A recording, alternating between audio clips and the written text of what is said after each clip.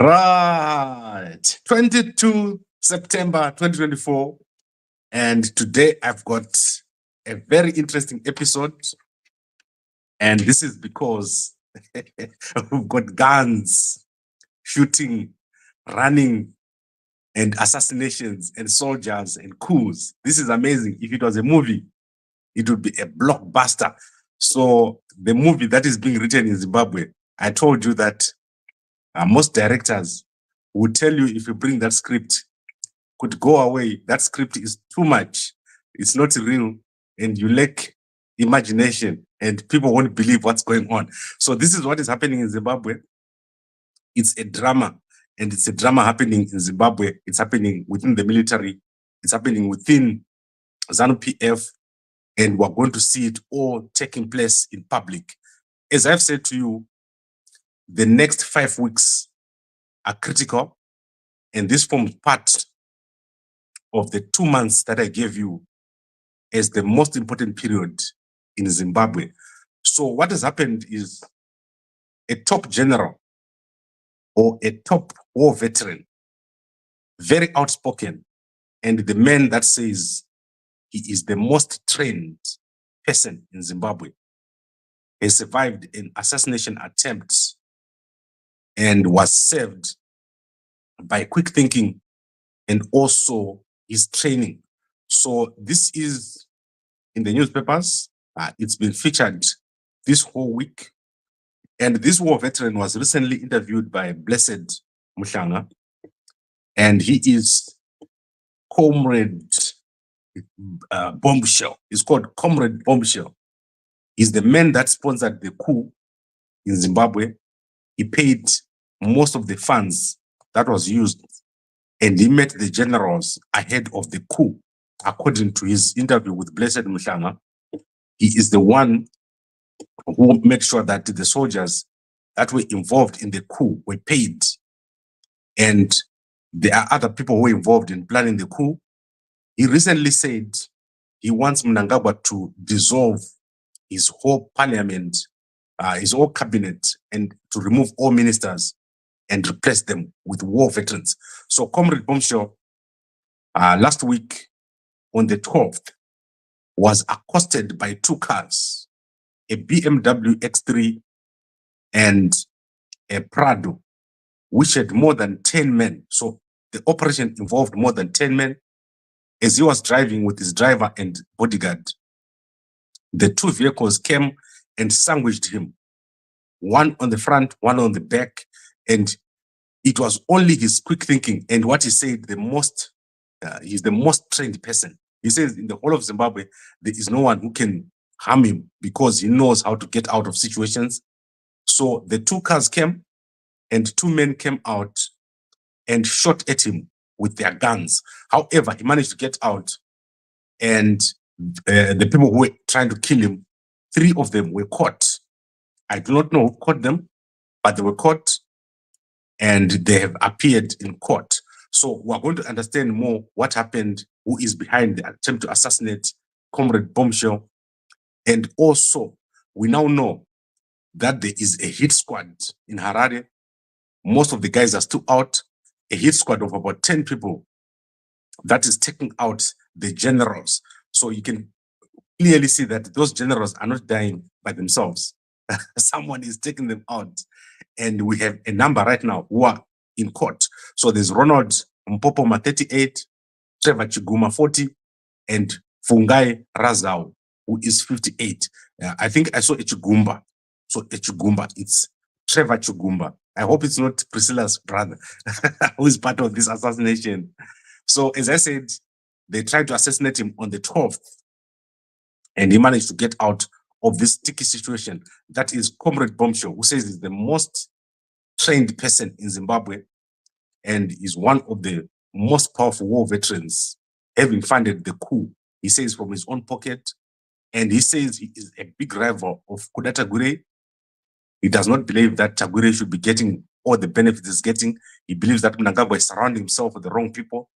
He also believes that Mnangagwa is getting too many visits at his farm. And he also believes that there should not have been any recalls of the opposition MPs This man had a long interview with Blessed Mnangagwa. You can go check it out on the Hearts and Soul TV. And he is now one man who has survived an assassination. You could imagine what would have happened if they managed to kill him. 10 men against one. That was amazing. Like I said, it's a movie, and you cannot write that script.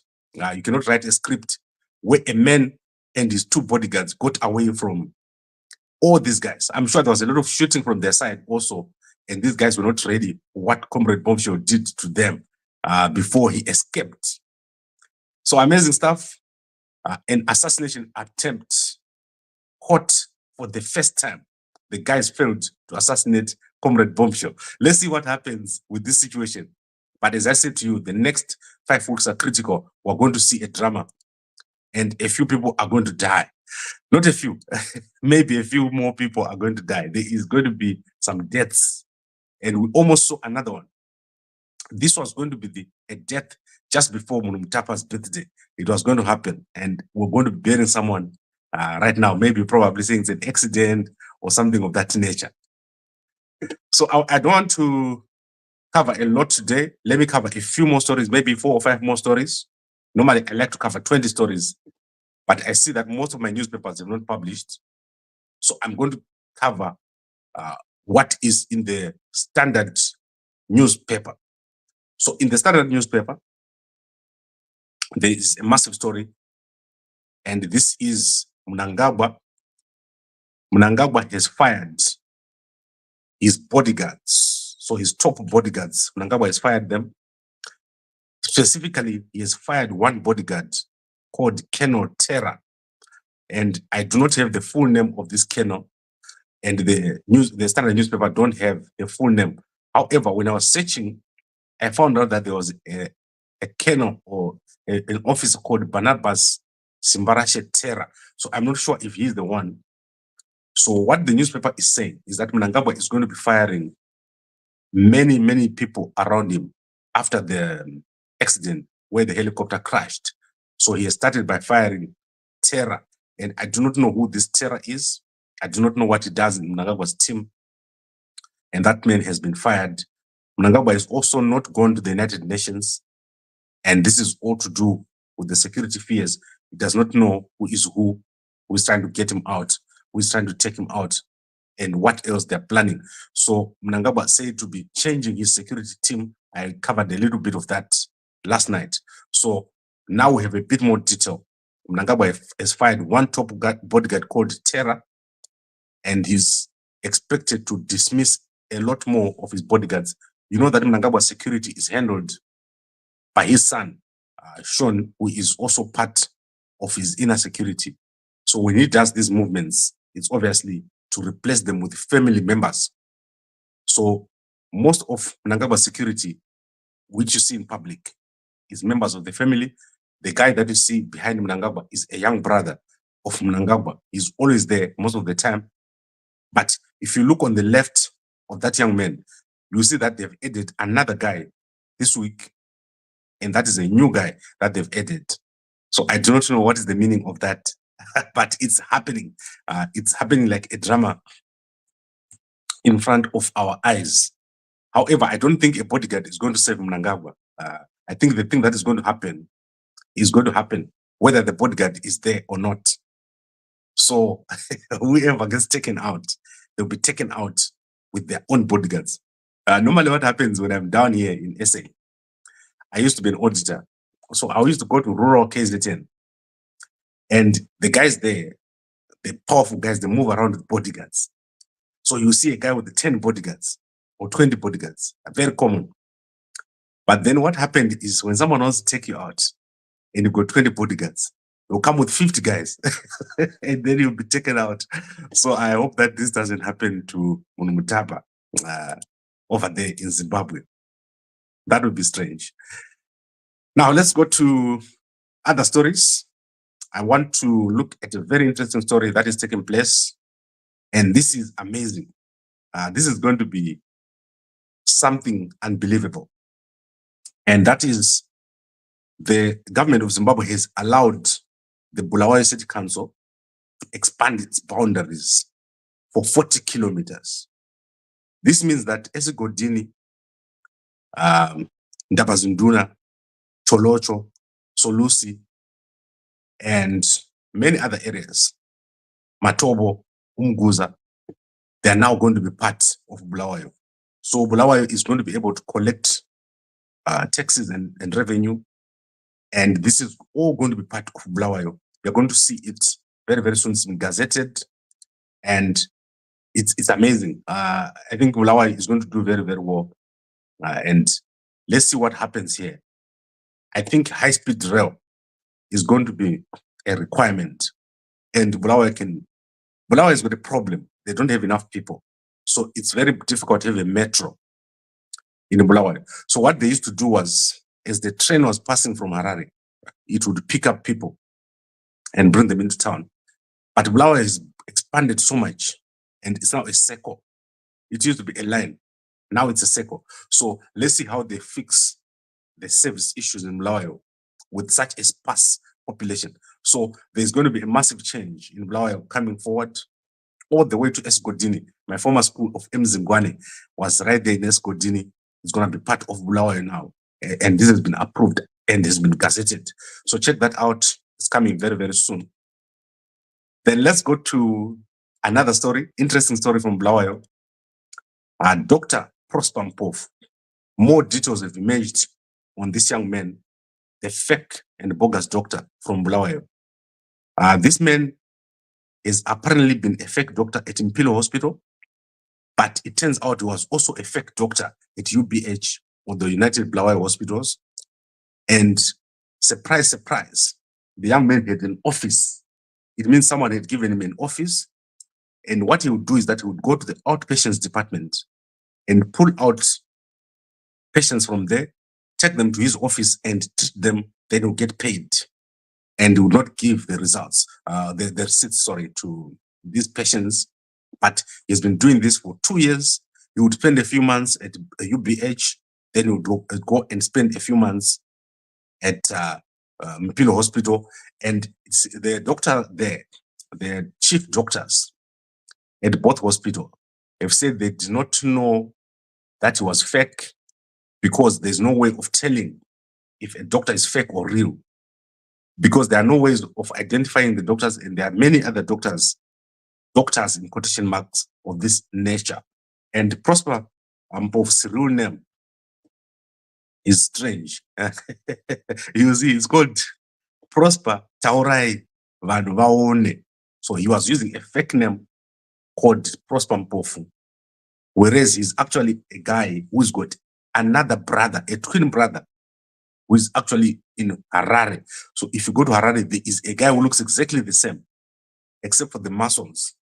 So the reason why Dr. Prosper Mpofu here has got muscles on his hands is because apparently he is a personal trainer at a local gym, and he only works out his upper body.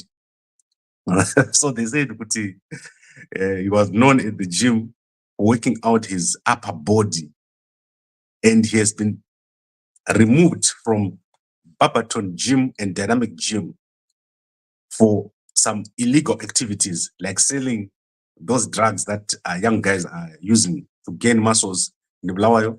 And also, he was running a scam.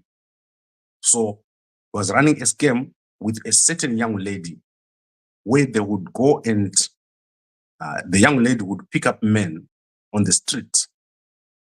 And then as they were sleeping with her in a room, he would burst in and beat the hell out of the guy and take money and extort them. So this is the story that has been shared, where Prosper, you can see Prosper on the right there. And you can see Eric Gumbo, after he'd just been beaten to a pulp, after sleeping with Abesi Spongy Chishapira, who I assume is a prostitute. So they would run this scam where the wife scam. Like guys who come from South Africa, they know this scam. If you go to Nigeria, you find a nice guy, a girl at a bar, you talk to her, you take her to your room, and as you're just in the middle of business, a man is gonna jump into your room and say he's the husband. And I know one guy was made to pay $500 here in South Africa for this scam. So Prosper here was running the same scam in Harare, in Bulawayo, with young Abesi Shishapira here. And this was back a few years ago. He is said to have taken a nest aid course. So Prosper took a nest aid course, and this is how he managed to get himself into the hospitals and to know the systems. Amazing movie. You can make a movie about Prosper's life. That man, give that man not a bells. I don't know what you can give him. A savannah. He is unbelievable stuff happening in Zimbabwe. People are doing anything for money these days.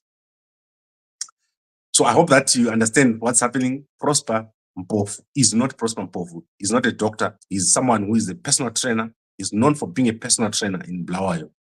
But he had a second life where he operated from Pilo and UBH hospitals. He had an office, and someone in there gave him an office and a chair. And there are many other doctors of that nature. So Masia Herobasa, endaye ku UBH and muende ku Central Hospital, Pilo Central, and make sure you remove all these fake doctors and make sure that you put a system where doctors of this nature don't operate like the way they're operating right now. Then let's go to South Africa. Two amazing stories in South Africa. So the most powerful man in South Africa is Mduduzi Unyazi Shembe.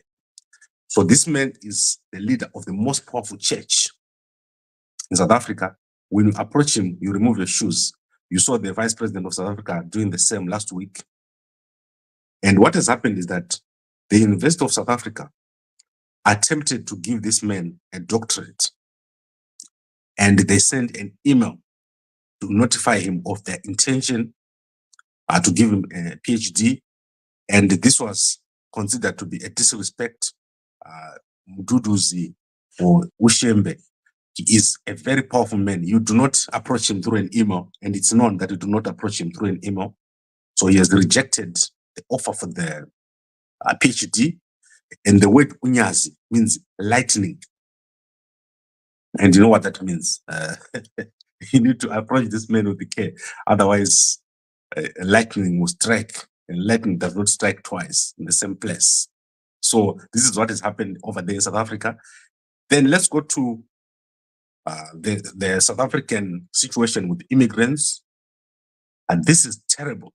What has happened in South Africa is that local waiters are complaining that the Department of Labor is disrupting their work by raiding restaurants for foreigners.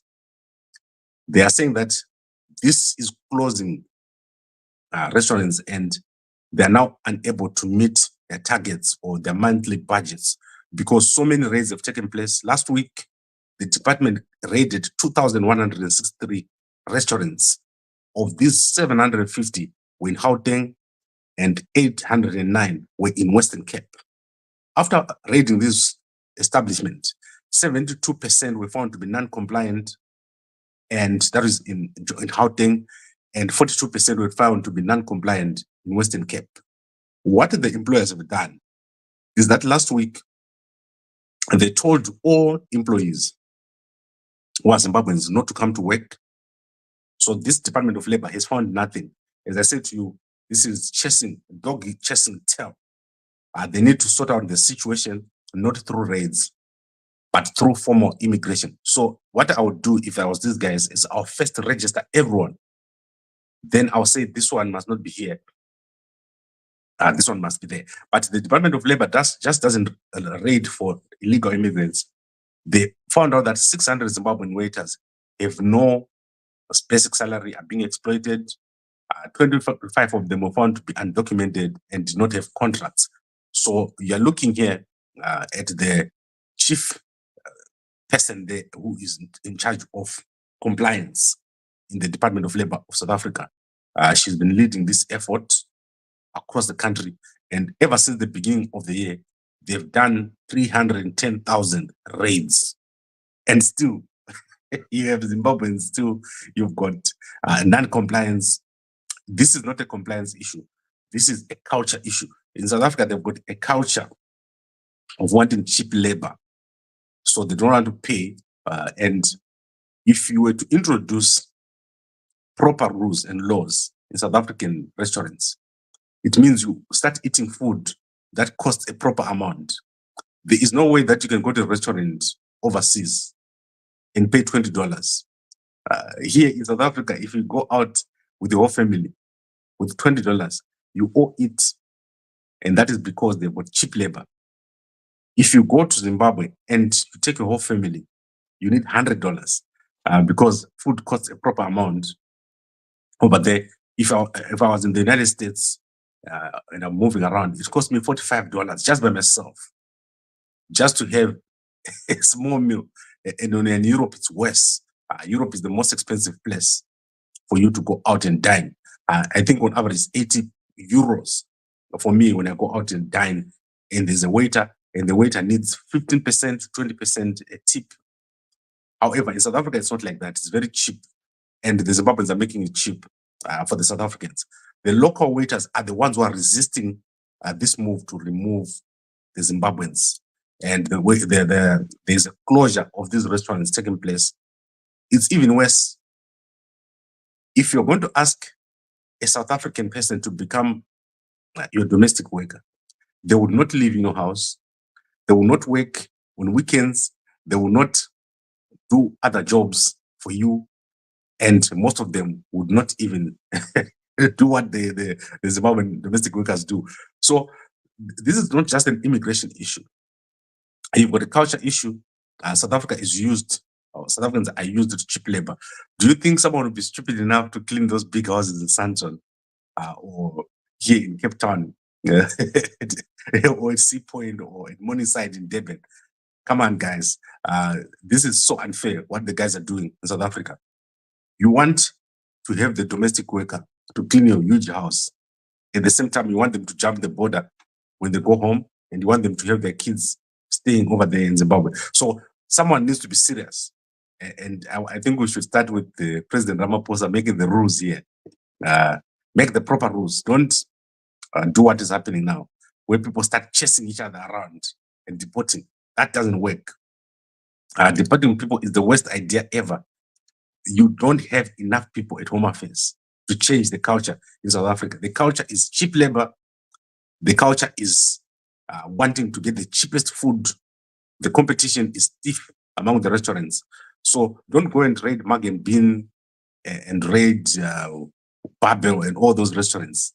Make sure that you regularize the people. Everyone lives together peacefully. You know who is who. At the moment, there's just 4 or 5 million people in the country who are not documented. And it doesn't make sense. You can't have such a security situation in the country where all your people that are serving you food are not documented. You're walking around, you don't know who is who in the country. That's crazy stuff.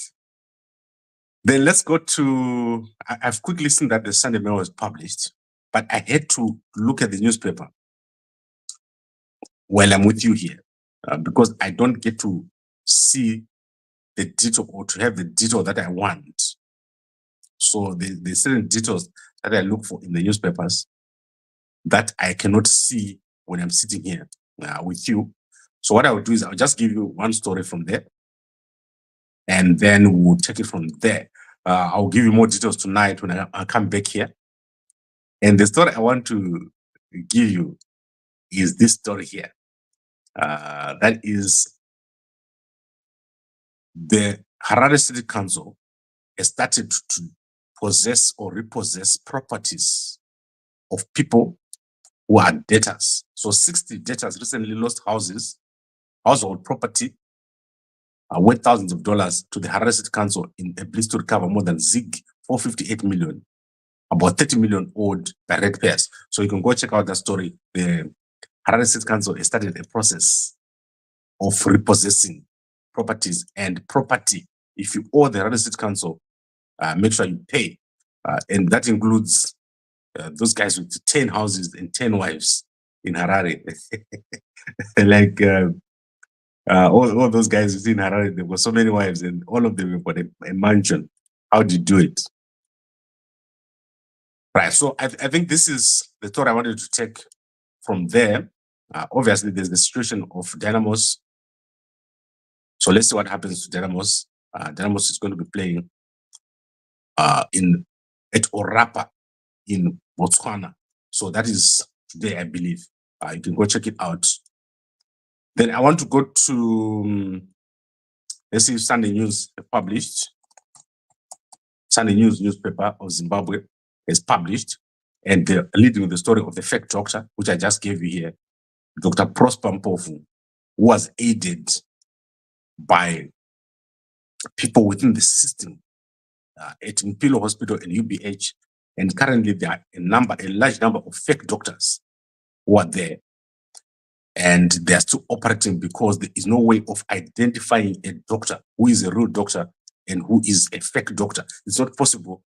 I could easily go there right now and set up and call myself Dr. Fumojena or Dr. Mnutapa.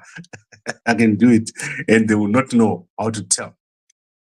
Because I'll go to Mpilo and then I say I'm from UPH, then I go to UPH and then I say I'm from Mpilo. Then I go and stand there and I take all the patients who are being slowly saved.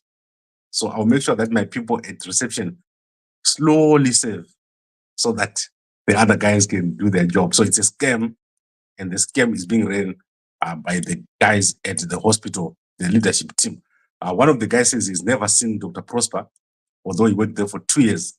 Unbelievable. I think that he thinks we're all stupid. So I think the two stories are the most important, but the expansion of Bulawayo, amazing stuff. Bulawayo is going to be a big, big city, but without high-speed rail, Zimbabwe will never go anywhere. Zimbabwe needs a new leader, and that new leader needs to come up with a high-speed rail. Bulawayo to Harare, 2 hours. Bulawayo to Victoria Falls, 3.5 hours. Planned cities and a military-led planned city with engineering corps, and also a change of the mindset. The ZIG has failed, and Mnangagwa is the problem. Mnangagwa Argurava Nenzara. Mnangagwa is destroying our country. Without changing Mnangagwa, you cannot change anything in the country. I now want to recap, and I give you this amazing story that we're talking about. Zimbabwe Army General, or former general, top Dr. General. I don't know what I can call him. This man says he's the most trained man in Zimbabwe, and he's called Bombshell. So Bombshell, he is in charge or in control of having funded the coup, which Mnangagwa has carried out against Mugabe. He says he funded that coup, and he's very outspoken.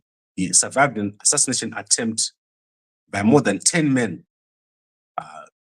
One group in a Prado, one group in an X3 BMW, one group went to the front, one group went to the back. They came out and tried to shoot him, or they shot at him with a machine gun, and he managed to escape. This assassination attempt went to the police station to make a report, and 3 of the men have been arrested and appeared to be in court this week. This happened on the 12th of September, just a few days before Mnumtafa's birthday in Masvingo. That thing was a disaster. The ancestors showed Mnumtafa who is boss. And so what has happened is that Mnumtafa is Mnangagwa, by the way. Mnangagwa has responded by firing his security team, and the Standard newspaper says he has fired someone called Tera. I don't know if he's a colonel, but he's one of the people inside Mnangagwa's team.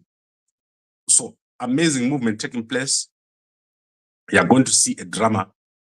And as I said, if you took this to a director, they'll say, take back that script. It's too unreal. Those things you are seeing in your script, no one will believe them. But an amazing movie that is taking place in Zimbabwe. Someone is going to be taken out. Someone is going to die. And already a lot of generals have been killed. So now we know how they do it. This is an operation where someone actually does get killed by a group. So there is a hit squad right now operating in Harare. If you're a general, get Mr. Get Comrade Bombshell's number and know how to defend yourself. Because, and Comrade Bombshell is called Blessed Runesu. You must know how to defend yourself. MP, was former MP, war veteran, top general in the Zimbabwe National Army. He said he set up a meeting with Valerius Banda, with Chiwenga, with all those things before the coup, and he knows how it was all planned. He is the one who planned it at Ngezi with some of the generals. Go and watch out that story at Heart and Soul TV with Blessed Mhlanga. He had an interview which is unbelievable. I was watching that interview for the second time today, and I could not believe the things that he was saying. He also says Tagwirei is a problem and he's fake, and he needs to stop what he's doing. And he called out a lot of people, people like the Mona, Garwe, all those people. He says they must be out of the government. They're not supposed to be in there. They don't have business to be in inside that government. And Mnangagwa should dissolve the cabinet and appoint war veterans. Amazing interview, but this man survived an assassination on the 12th of September, and people are in court right now. However, a bunch of those other people are still on the run in Zimbabwe. And if you're a general, you're going to be facing some of those people very, very soon. I always tell people, Kuti, don't think anything can happen to you. Because where we're going, you're going to be sitting on between 50 billion and 100 billion dollars. The economy of Zimbabwe is going to explode when Mnangagwa leaves. Whoever is going to take over after Mnangagwa is going to do very, very well. Zimbabwe is the only country with a geography such that it will become a first world country before any other country, because it's very small and it's got a concentration of wealth, minerals. It's already developed. The infrastructure is in place. The only thing you have now is poor management. Mnangagwa is poorly managing the economy. We would have done very, very well if these guys who are there had not done what they're doing. So the next guy who's coming is going to rapidly sit on $100 billion, and they will not allow it. No one is going to hand you $100 billion. So a lot of people are going to be taken out, and they'll be taken out for money. So this is all about the resources, and someone is going to sit at the top. The first person to move right now is going to win. Is going to be in charge of that $100 billion that is coming.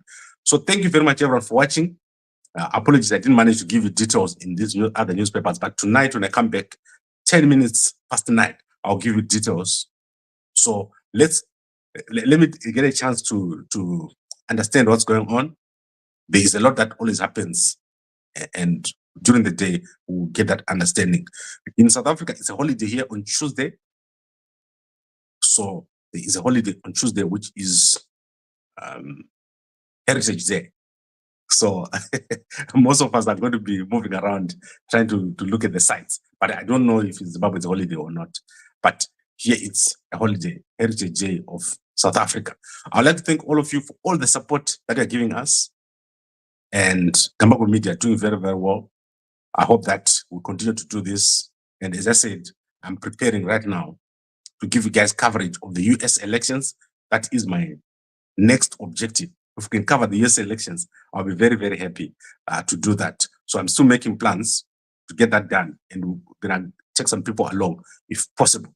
Thank you very much, everyone, for watching, and a good day to you all.